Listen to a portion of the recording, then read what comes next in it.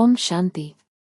ಈ ತಿಂಗಳು ಇಂದಿನಿಂದ ಅಂದರೆ ಪುರಟಾಸಿ ಪೌರ್ಣಮಿಯ ಮುಂದಿನ ದಿನದಿಂದ ಏಕಾದಶಿಯಿಂದ ಪ್ರಾರಂಭವಾಗಿ ಮುಂದಿನ ಏಕಾದಶಿಯವರೆಗೆ ಇದು ನವೆಂಬರ್ 5ರವರೆಗೆ ಇರುತ್ತದೆ. ಈ ಒಂದು ತಿಂಗಳನ್ನು ದಾಮೋದರ ಮಾಸ ಎಂದು ಬಹಳ ವಿಜೃಂಭಣೆಯಿಂದ ಆಚರಿಸಲಾಗುತ್ತದೆ.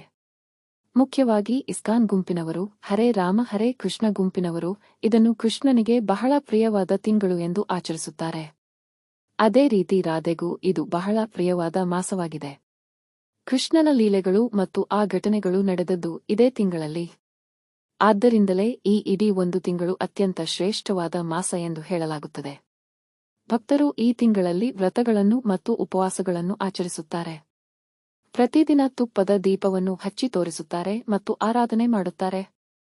ಕೃಷ್ಣ ಮತ್ತು ರಾಧೆ ಇರುವ ಚಿತ್ರಕ್ಕೆ ಅಥವಾ ಕೃಷ್ಣನ ಚಿತ್ರಕ್ಕೆ, ಕೃಷ್ಣ ಮತ್ತು ಅವನ ತಾಯಿ ಇರುವ ಚಿತ್ರಕ್ಕೆ ಸಂಪೂರ್ಣವಾಗಿ ತುಪ್ಪದ ದೀಪವನ್ನು ತೋರಿಸಬೇಕು.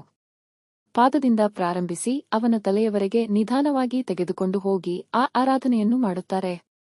ತುಳಸಿಯನ್ನು ಸಹ ಆರಾಧನೆ ಮಾಡುತ್ತಾರೆ. ಈ ರೀತಿ ತುಪ್ಪದ ದೀಪವನ್ನು ತೋರಿಸಿದರೆ, ಈ ಒಂದು ತಿಂಗಳು ಪೂರ್ತಿ ಉಪವಾಸದಿಂದ ಇದ್ದು ತುಪ್ಪದ ದೀಪವನ್ನು ತೋರಿಸಿದರೆ ಅವರಿಗೆ ಮೋಕ್ಷವು ಖಚಿತ ಎಂದು ನಂಬುತ್ತಾರೆ. ಏಕೆಂದರೆ ಮುಂದೆ ಎಷ್ಟು ಪಾಪಗಳನ್ನು ಮಾಡಿದ್ದರೂ ಭಗವಂತನು ಅದನ್ನು ಮನ್ನಿಸಿ ಸ್ವೀಕರಿಸುತ್ತಾನೆ. ನಮಗೆ ದೈವ ತುಪ್ಪದ ದೀಪವನ್ನು ತೋರಿಸಿದ್ದಾರೆ. ಆದ್ದರಿಂದ ಇವನಿಗೆ ಏನಾದರೂ ಒಳ್ಳೆಯದನ್ನು ಮಾಡಬೇಕು ಎಂದು ಭಗವಂತನು ಆ ಪಾಪಗಳನ್ನು ಎಲ್ಲವನ್ನೂ ಕಳೆದು ಸುಟ್ಟುಹಾಕಿ ಅವರಿಗೆ ಮೋಕ್ಷವನ್ನು ಕೊಡುತ್ತಾನೆ ಎಂಬ ಒಂದು ದೃಢವಾದ ನಂಬಿಕೆ ಇದೆ.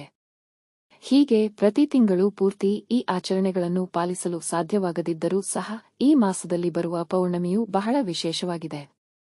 ಕನಿಷ್ಠ ಪಕ್ಷ ಅಂದು ಒಂದೇ ಒಂದು ದಿನವಾದರೂ ಕೃಷ್ಣನ ಚಿತ್ರಕ್ಕೆ ತುಪ್ಪದ ದೀಪವನ್ನು ಹಚ್ಚಬೇಕು. ಕೃಷ್ಣನ ಚಿತ್ರವನ್ನು ಇಟ್ಟುಕೊಂಡು ಪಾದದಿಂದ ಹಿಡಿದು ಉಚ್ಚಿಯವರೆಗೆ ತುಪ್ಪದ ದೀಪವನ್ನು ತೋರಿಸಬೇಕು. ಅದರ ನಂತರ ಹರೇ ರಾಮ ಹರೇ ಕೃಷ್ಣ ಕೃಷ್ಣ ಕೃಷ್ಣ ಹರೇ ಹರೇ, ಹರೇ ಕೃಷ್ಣ ಕೃಷ್ಣ ಕೃಷ್ಣ ಹರೇ ಹರೇ ಎಂದು 208 ಬಾರಿ ಹೇಳುತ್ತಾರೆ. ಆ ರೀತಿ ಜಪ ಮಾಡುತ್ತಾ ಬಂದರೆ ಬಹಳ ಪುಣ್ಯದ ಫಲ ಸಿಗುತ್ತದೆ ಎಂದು ಹೇಳಲಾಗುತ್ತದೆ. ಈ ಮಾಸದಲ್ಲಿಯೇ ಕೃಷ್ಣನನ್ನು ಆ ಉರಳಿಗೆ ಕಟ್ಟಿ ಹಾಕಿದರಂತೆ. ಆದ್ದರಿಂದಲೇ ಅವನಿಗೆ ದಾಮೋದರ ಎಂಬ ಹೆಸರೇ ಬಂದಿತು. ದಾಮಂ ಎಂದರೆ ಹಗ್ಗ ಮತ್ತು ಉದರಂ ಎಂದರೆ ಹೊಟ್ಟೆ ಎಂದರ್ಥ. ಹಗ್ಗದಿಂದ ಹೊಟ್ಟೆಯನ್ನು ಕಟ್ಟಿಹಾಕುತ್ತಾರೆ. ಕೃಷ್ಣನು ತನ್ನ ಬಾಲ್ಯದ ಲೀಲೆಗಳನ್ನು ಮಾಡುತ್ತಿದ್ದ ಸಮಯದಲ್ಲಿ ಬಹಳ ತುಂಟನಾಗಿದ್ದನಲ್ಲವೇ? ಅವನ ತುಂಟತನದ ಕಾರಣದಿಂದಲೇ ಅವನಿಗೆ ದಾಮೋದರ ಎಂಬ ಹೆಸರೇ ಬಂದಿತು. ಆಗ ಅವನು ಬೆಣ್ಣೆ ಕದಿಯುವುದು, ರಾಸಲೀಲೆ ಮಾಡುವುದು, ಗೋಪಿಕೆಯರೊಂದಿಗೆ ನೃತ್ಯ ಆಡುವುದು ಮುಂತಾದ ಅನೇಕ ಲೀಲೆಗಳನ್ನು ಮಾಡಿದ್ದಾನೆ. ನಂತರ ಈ ಮಾಸದಲ್ಲಿಯೇ ಗೋವರ್ಧನ ಮಲೆಯನ್ನು ತನ್ನ ಒಂದು ಬೆರಳಿನಲ್ಲಿ ಎತ್ತಿ ಹಿಡಿದ ಘಟನೆಯೂ ಸಹ ನಡೆಯಿತು. ಕೊನೆಗೆ ಅವನು ಹಂಸನನ್ನು ವಧೆ ಮಾಡಿ ಪೌರ್ಣಮಿಯ ದಿನದಂದು ಆ ಸಂಪೂರ್ಣ ಲೀಲೆಗಳು ಮುಕ್ತಾಯಗೊಳ್ಳುತ್ತವೆ.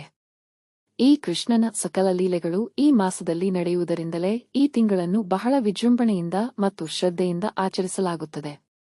ತುಪ್ಪದ ದೀಪವನ್ನು ಹಚ್ಚುವುದು ಈ ತಿಂಗಳಿನ ಬಹಳ ದೊಡ್ಡ ಮತ್ತು ವಿಶೇಷ ಆಚರಣೆಯಾಗಿದೆ. ತುಪ್ಪ ಎಂದರೆ ಅದು ಮೋಕ್ಷವೇ ಸರಿ.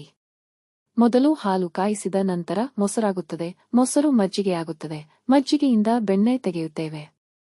ಬೆಣ್ಣೆ ತೆಗೆದ ನಂತರ ಶುದ್ಧವಾದ ತುಪ್ಪ ದೊರೆಯುತ್ತದೆ. ತುಪ್ಪದ ನಂತರ ಅದಕ್ಕೆ ಯಾವ ರೂಪಾಂತರವೂ ಇರುವುದಿಲ್ಲವಲ್ಲವೇ? ಅದೇ ಮೋಕ್ಷ. ಅದಕ್ಕಾಗಿಯೇ ಮೋಕ್ಷ ದೀಪದಂತೆ ತುಪ್ಪದ ದೀಪವನ್ನು ಹಚ್ಚುವುದು ಬಹಳ ವಿಶೇಷವಾಗಿದೆ. ಕನಿಷ್ಠ ಪಕ್ಷ ಈ ದಾಮೋದರ ಮಾಸದ ಪೌರ್ಣಮಿಯ ದಿನವಾದರೂ ಇದನ್ನು ತಪ್ಪದೇ ಮಾಡಬೇಕು. ಹಾಗೆಯೇ ಈ ವರ್ಷದಲ್ಲಿ ಮಹಾಲಯ ಅಮಾವಾಸ್ಯೆ ಮತ್ತು ಪಿತೃತಿಥಿಗಳನ್ನು ಮಾಡಲು ಸಾಧ್ಯವಾಗದವರು ಈ ಮಾಸದಲ್ಲಿ ತುಪ್ಪದ ದೀಪವನ್ನು ಹಚ್ಚಿದರೆ ಅವರಿಗೆ ಮೋಕ್ಷದ ಫಲ ಸಿಗುತ್ತದೆ ಎಂದು ಹೇಳುತ್ತಾರೆ. ಎಷ್ಟೇ ಪಾಪಗಳನ್ನು ಮಾಡಿದ್ದರೂ ಸಹ ಆ ಪಾಪಗಳನ್ನು ನೆನೆದು ಮನಸ್ಸಿನಿಂದ ಪಶ್ಚಾತ್ತಾಪಪಟ್ಟು ಮನಃಪೂರ್ವಕವಾಗಿ ದೇವರನ್ನು ನೆನೆದು ಪ್ರಾರ್ಥಿಸಿಕೊಂಡು ಭಕ್ತಿಯಿಂದ ತುಪ್ಪದ ದೀಪವನ್ನು ಹಚ್ಚಬೇಕು. ಕೇವಲ ತುಪ್ಪದ ದೀಪವನ್ನು ಹಚ್ಚುವುದರಿಂದ ಮಾತ್ರವಲ್ಲ, ಸರಿಯಾದ ಮನಸ್ಸಿನ ಸ್ಥಿತಿಯೊಂದಿಗೆ ಈ ಆರಾಧನೆಯನ್ನು ಮಾಡುವುದು ಬಹಳ ಮುಖ್ಯ. ಇದೇ ಈ ದಾಮೋದರ ಮಾಸದ ಆಚರಣೆಯ ನಿಜವಾದ ಫಲ. ಈ ಒಂದು ಪವಿತ್ರವಾದ ಮಾಸದಲ್ಲಿ ಈ ವರ್ಷವಿಡೀ ಮಹಾಲಯ ಅಮಾವಾಸ್ಯೆ, ತಿಥಿ, ತರ್ಪಣ ಮುಂತಾದ ಪಿತೃಕರ್ಮಗಳನ್ನು ಯಾರು ಕೊಡಲು ಸಾಧ್ಯವಾಗಲಿಲ್ಲವೋ ಅಂತಹವರು ಈ ಮಾಸದಲ್ಲಿ ಆ ಕರ್ಮಗಳನ್ನು ಆಚರಿಸಬಹುದು ಎಂದು ಹೇಳುತ್ತಾರೆ. ಇದು ಬಹಳ ದೊಡ್ಡ ಅವಕಾಶ ಮತ್ತು ಮೋಕ್ಷದ ದಾರಿಯಾಗಿದೆ.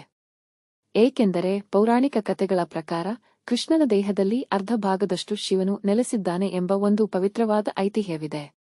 ಆದ್ದರಿಂದಲೇ ಈ ದಾಮೋದರ ಮಾಸದಲ್ಲಿ ಮಾಡುವ ಯಾವುದೇ ಪೂಜೆ, ದಾನ ಅಥವಾ ಧಾರ್ಮಿಕ ಕಾರ್ಯಗಳು ಅತ್ಯಂತ ವಿಶೇಷವೆಂದು ಪರಿಗಣಿಸಲಾಗುತ್ತದೆ ಮತ್ತು ಅದು ನೇರವಾಗಿ ಪಿತೃಗಳಿಗೂ ಮತ್ತು ದೇವರಿಗೂ ತಲುಪುತ್ತದೆ.